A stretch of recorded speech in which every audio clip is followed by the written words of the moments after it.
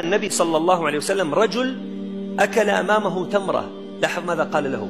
قال له: أما إنك لو لم تأتها لأتتك.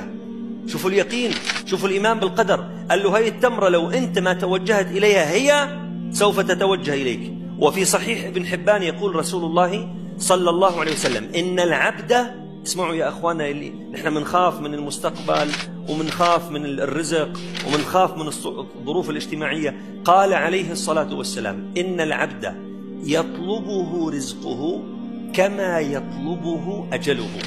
فيك تهرب من الأجل تبعك؟ لا تستطيع أن تهرب من رزقك. رزق، لاحظها، مو الشخص الذي يطلب الرزق، الرزق هو الذي يطلب الشخص. يعني إذا أنت بتهرب كما قال عليه الصلاة والسلام: أما إنك لو لم تأتها لأتتك.